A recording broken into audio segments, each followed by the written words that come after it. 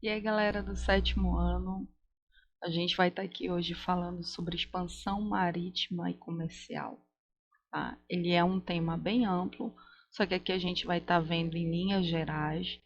Vamos falar sobre as rotas de navegação que ocorreram no período, mas o foco principal vai ser mostrar para você essas mudanças, essas transições da Idade Média para a Idade Moderna e como que o renascimento comercial urbano vai fazer com que as pessoas daquele período compreendam que o mundo é muito maior do que eles pensavam, ok? Vamos lá para a aula? Então, bora lá! Expansão marítima comercial também é conhecida em alguns livros como o período das grandes navegações. No teu livro didático desse ano, é basicamente o assunto do capítulo 2 inteiro, ok? A gente vai pegar alguns pontos aqui da última aula para tentar fazer com que tu entendas essas transições da Idade Média para a moderna, coisas que aconteceram no final da Idade Média que acarretaram nisso aqui, ó, as pessoas se lançarem ao mar, ok? Falando sobre esse final da Idade Média, a gente viu na aula anterior que uma doença provocou um pânico naquele período, que era a peste negra, né? Principalmente a versão dela bubônica, tá? Que era em formas de bulbos, que eram quando se tinham vários caroços purulentos que ficavam dando no corpo. E a peste negra ela ainda existe, tá? E ela tem esse nome devido à situação que a pessoa fica, o estado em que ela fica, né, de necrosar a pele, o tecido, órgãos, enfim. Não é nosso foco agora. Hoje ela é mais contida, só que no período medieval ela provocou muito pânico. E não só por ser uma doença que matava muito rápido, mas também matava feio. Não é à toa que a ciência do período, como você pode ver aqui em algumas imagens, elas não conseguiam ao menos fazer com que os médicos se protegessem, porque até as formas de contágio não eram muito claras. Acreditava-se que podia ser através do rato, da pulga do rato contaminado, mas também tiveram relatos que falavam sobre o contágio com saliva, com fluidos corporais, com urina, com fezes. Então, era uma coisa que assolava não só a medicina fraca daquele período, mas também o imaginário das pessoas, porque dificilmente elas não eram associadas à questão do fim do mundo, como a gente viu na nossa atividade, né, que fizemos. A gente pode não saber, mas muitas vezes o que a gente tem de histórias hoje são bem mais antigos do que parecem. E aqueles contos de fadas que a gente vê muito em livros, a gente vê muito em desenhos da Disney, eles aparecem desde o período medieval.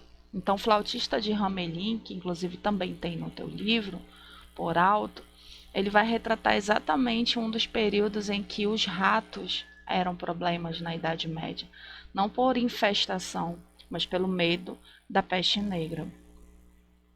Além da peste, o final da Idade Média vai sofrer com o mal da fome, principalmente nos anos de 1300, que vai ter um longo período de sucessivas chuvas que vão acabar com as plantações.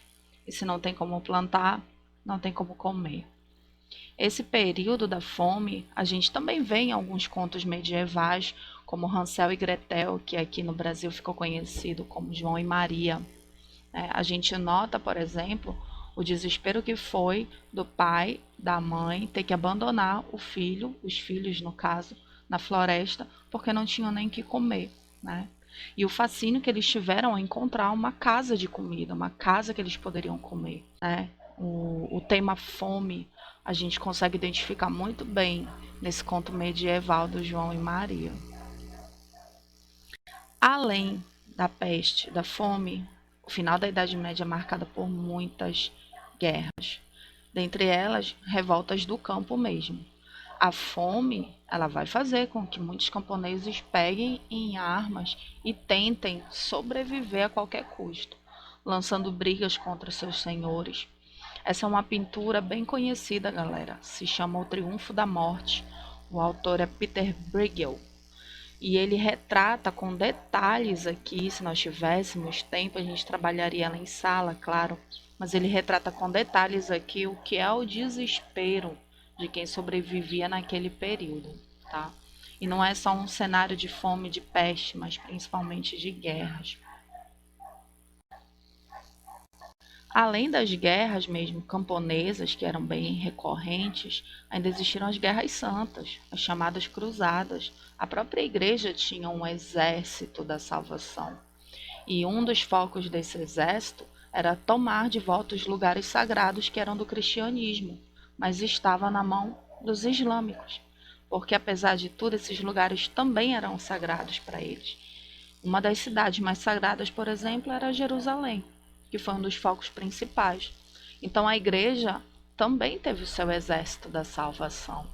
A igreja também fez empreitadas, fez guerras contra povos considerados inimigos de outras religiões, principalmente os muçulmanos.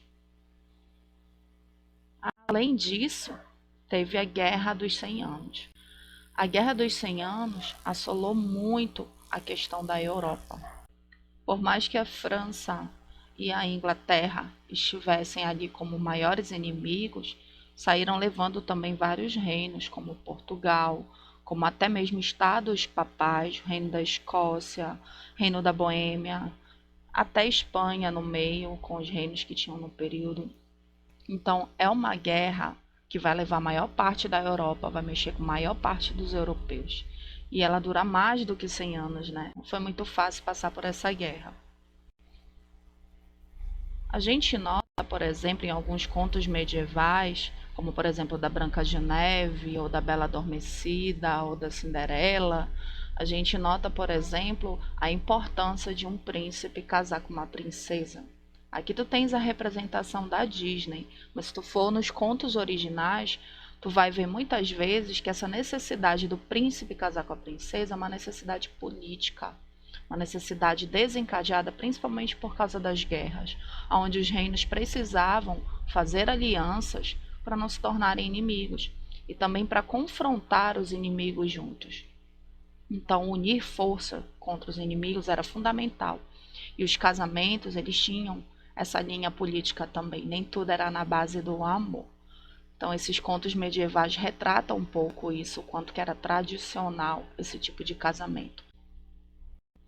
Qual é o problema, né, desse cenário de guerra? Eu não sei se vocês já acompanharam, mas eu vou usar aqui um exemplo atual. Mas concentrando nessa imagem agora, a gente pode ver o quanto que uma guerra ela causa destruição, né? A guerra ela não vem só para dizimar pessoas, ela não vem só para um povo dominar o outro. O cenário de guerra é um cenário de destruição, onde as pessoas não conseguem, na maioria das vezes, continuar com suas vidas como eram antes. Vou trazer aqui duas fotos, por exemplo, bem atuais, que é da guerra na Síria, tá? Isso é só para vocês terem uma ideia de que o cenário de guerra é um cenário de destruição e que é muito difícil plantar depois disso, é muito difícil construir de novo a sua moradia, é muito difícil continuar a vida depois da perda de entes queridos. Então, as guerras, elas foram primordiais para o declínio dos europeus naquele período, né? Foram tanto tempo de guerra que chegou a um ponto que a Europa não cabia mais na Europa. Sobreviver não dava mais para ser com base no que os europeus entendiam como modo de vida. Ok até aí?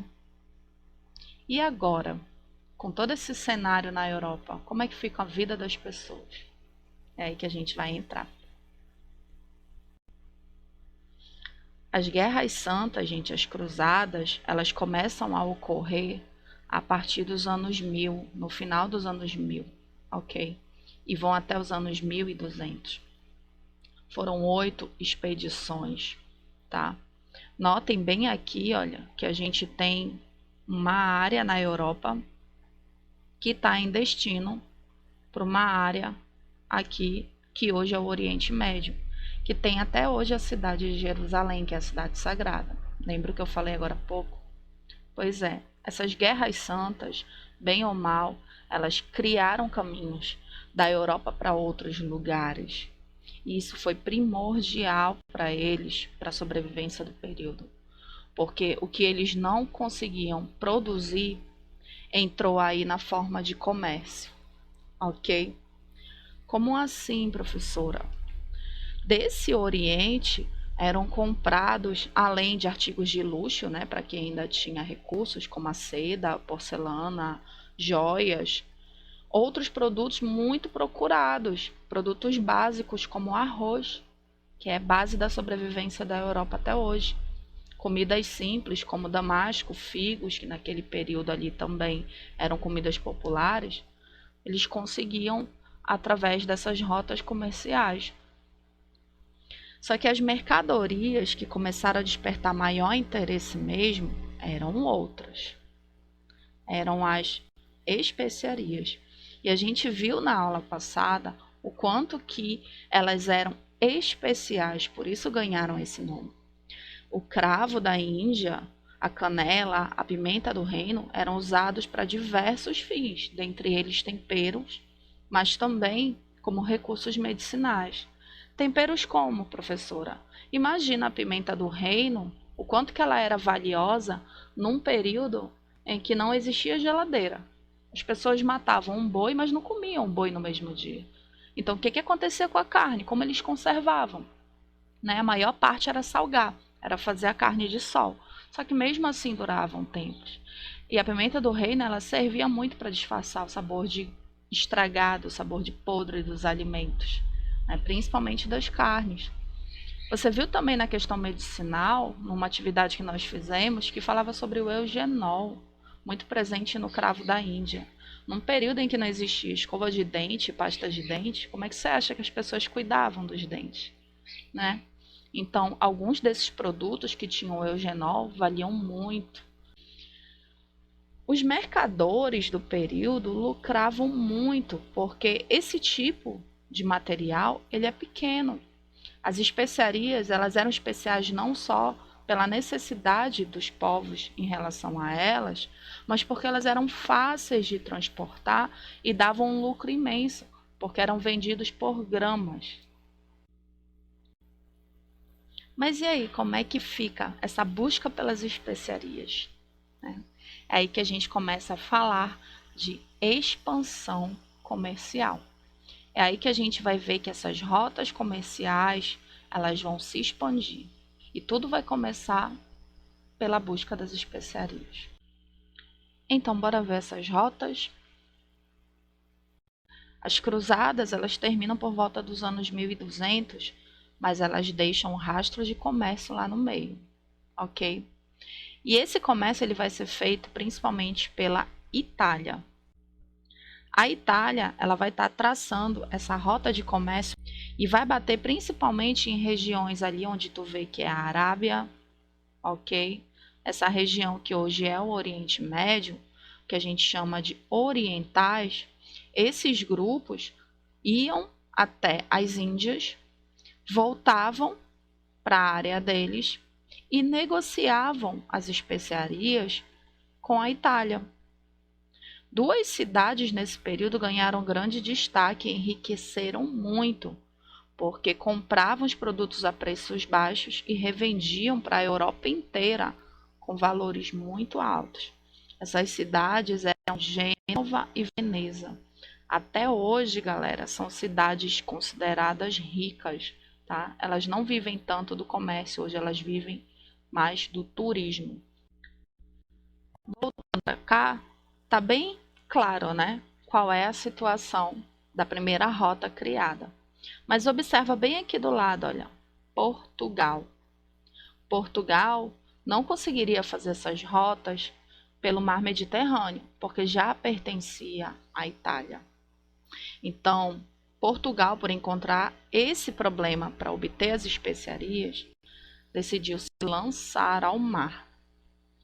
E é aí, em 1488, depois de mais de 50 anos tentando atravessar o litoral da África, é que o Bartolomeu Dias vai conseguir chegar ao finalzinho lá, ao Cabo das Tormentas.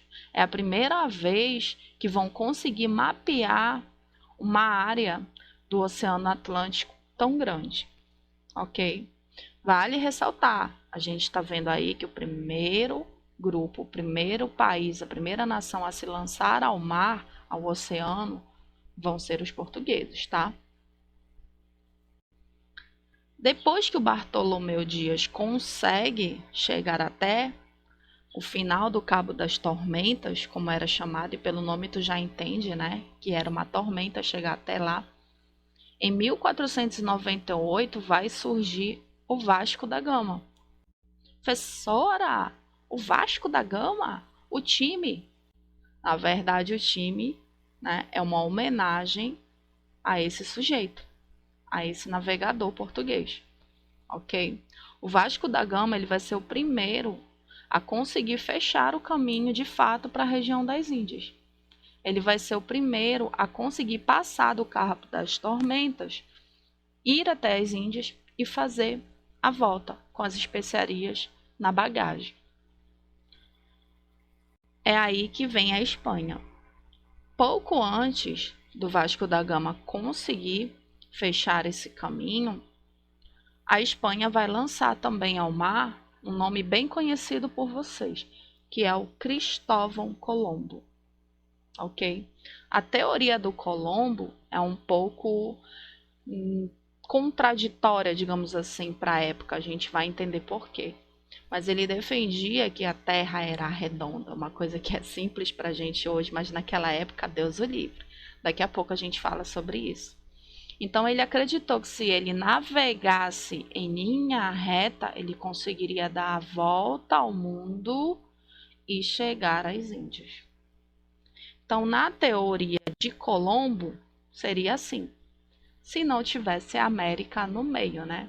O território que hoje conhecemos como América, ok?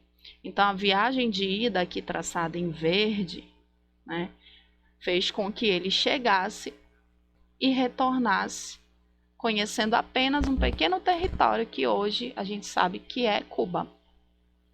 Aqui tem uma charge para a gente rir um pouco, mas para entender o que foi que aconteceu. Nota que a charge ela diz assim: aqui estamos de volta às Índias. Colombo falando, né? E aí dois indígenas citam: que tal a gente contar para ele que isso aqui é América? Não, não fala não, coitado, tá tão feliz. Como assim? Cristóvão Colombo ele passou de 1492 até 1504 viajando, fazendo a mesma rota, tá? E ele não conseguiu identificar que ele não estava nas Índias. A gente não sabe ao certo se foi uma questão dele não identificar ou se foi uma estratégia criada por ele para não dizer para a Europa que tinha mais coisas, mais terras além do oceano, né? Porque se a fofoca espalhar longe, Deus o livre, todo mundo vai querer, né? E é na quarta viagem que ele vai ser acompanhado por um cartógrafo, que é um produtor de mapas, tá? E esse cartógrafo, ele vai identificar que não tem nada a ver esse lugar com a região das Índias. O nome desse cartógrafo é Américo Vespúcio. Então, teoricamente, quem descobre a América é este sujeito. Por isso que o nome do continente é América, em homenagem a ele, ok? Enquanto está ocorrendo essas várias viagens do Colombo, entra Pedro Álvares Cabral. Pedro Álvares Cabral, ele, todo mundo sabe, vocês estudaram bastante isso, né? Ele vem bater no Brasil. Ele é dado como descobridor do Brasil, né? Só que a gente sabe muito bem que a fofoca já estava rolando na Europa, que Colombo tinha encontrado alguma coisa depois do oceano. E ele testou. E encontrou. Então, a teoria de descobrir é descobrir para eles da Europa, que nós não estávamos aqui na cabeça deles. Para eles, o mundo terminava ali no oceano. Então, quando a gente fala de descobrimento, é um descobrimento para eles. A gente está aqui o tempo todo, certo? Depois de fechar essa parte aí com Pedro Álvares Cabral, sendo bancado por Portugal, a Espanha vai fazer uma das maiores empreitadas de navegação. Ela vai lançar o Fernão de Magalhães, que numa viagem que vai durar 3 anos de exploração, quase 3 anos na verdade, ele vai ser o primeiro sujeito a registrar, né, a volta ao mundo. É nesse momento que eles têm certeza que eles conseguiram fechar, né, o planeta. Já conseguem entender que tudo no final era maior do que eles pensavam. Você está percebendo bem aí, né, que a gente está vendo o Brasil e que bem aqui nós estamos vendo uma região que é Amazônia. A Espanha ela não para por aí, galera. Quando se descobre o rio Amazonas, ele também tem que ser explorado. Em 1541, a Espanha vai juntar o Francisco Orellana com Gonzalo Pizarro, 2 grandes navegadores do período, tá? E não só navegadores, mas exploradores, colonizadores. O Francisco Orellana ele vai começar a viagem para chegar a tentar atravessar, na verdade, o rio Amazonas. E quem vai terminar a viagem é o Pizarro, porque de alguma forma o Orellana ficou no meio do caminho, que até hoje é um mistério. Mas eu quero que tu vejas que mesmo depois de esgotar os recursos, de conhecer o oceano nesse sentido, eles ainda tiveram o desafio, né? Essa expansão marítima, ela também foi um desafio na questão de conseguir mapear o rio Amazonas.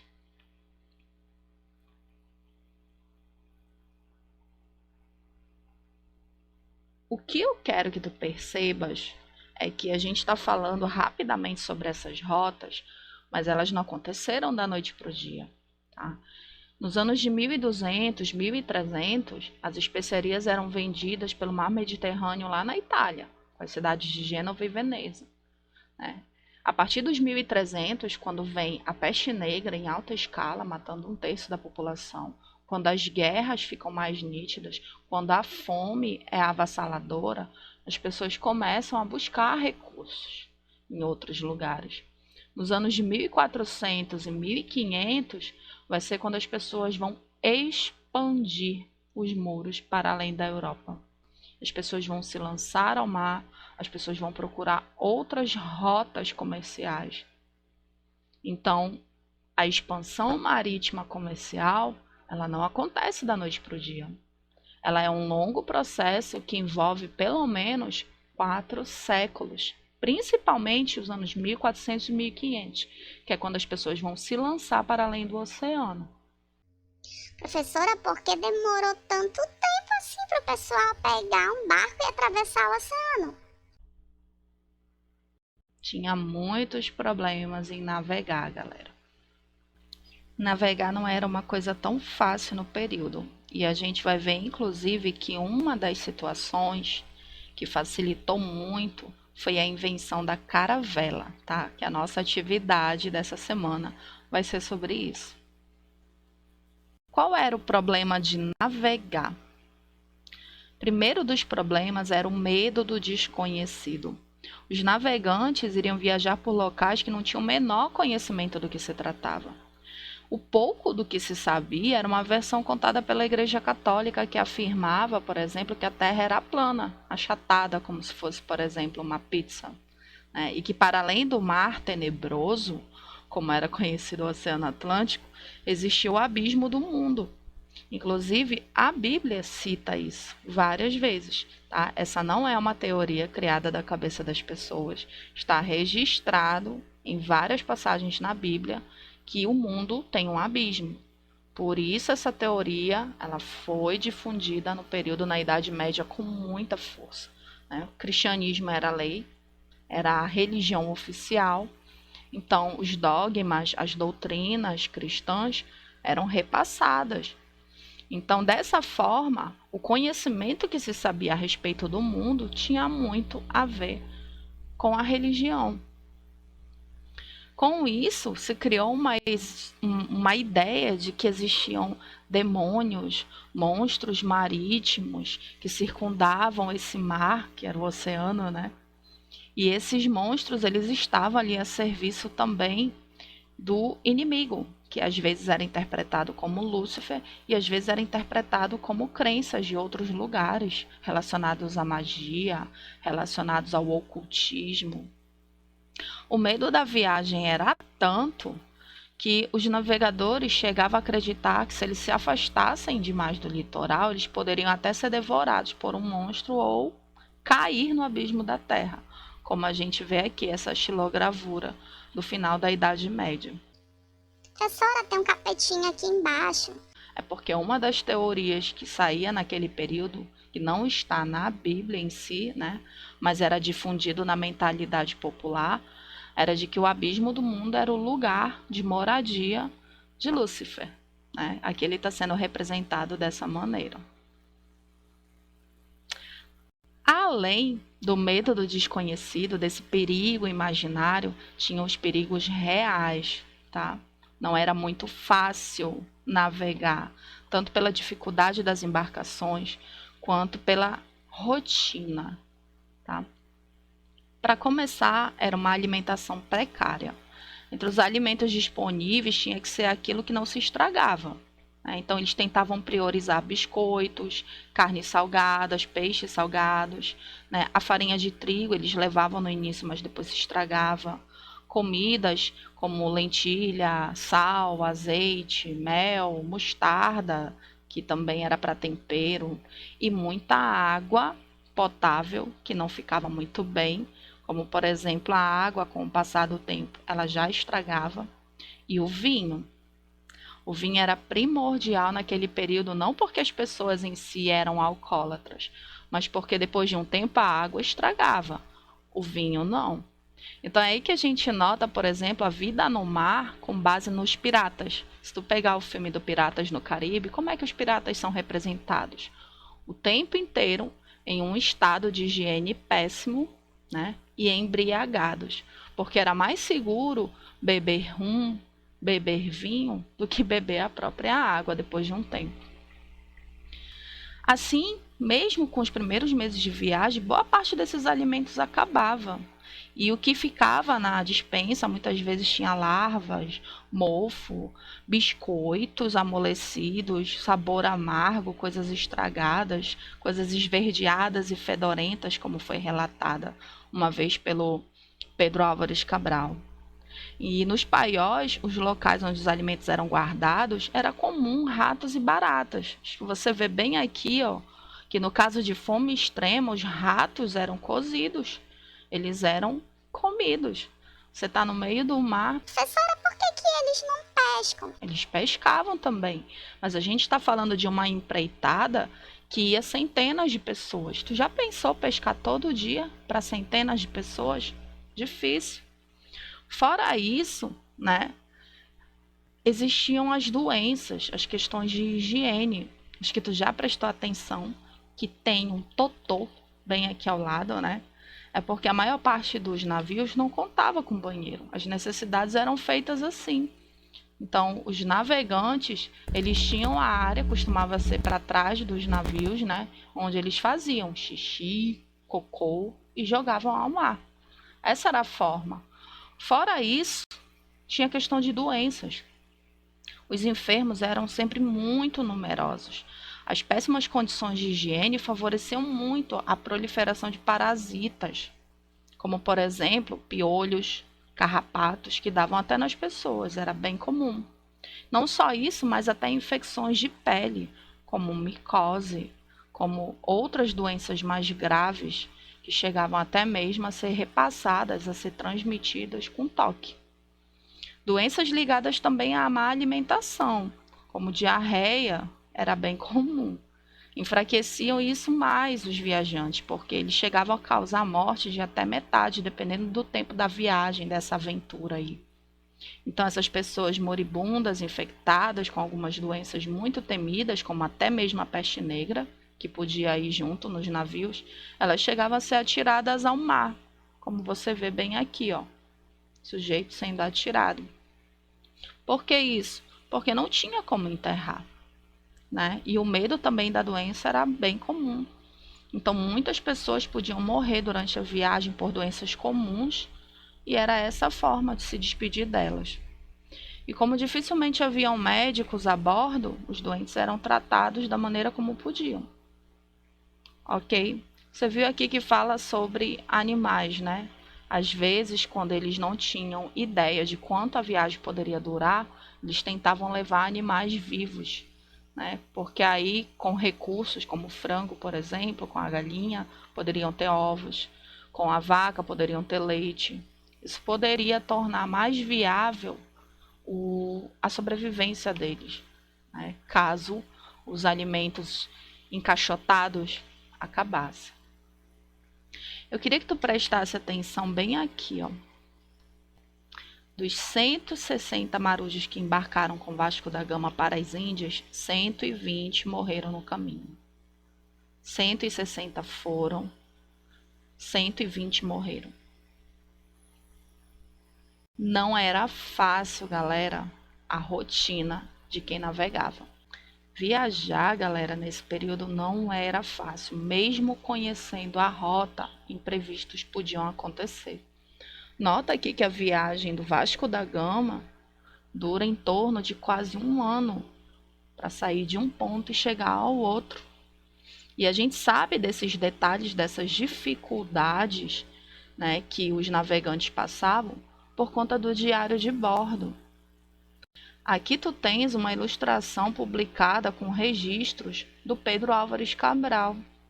Aqui ele relata que das 13 caravelas que foram com ele na empreitada, 6 não voltaram.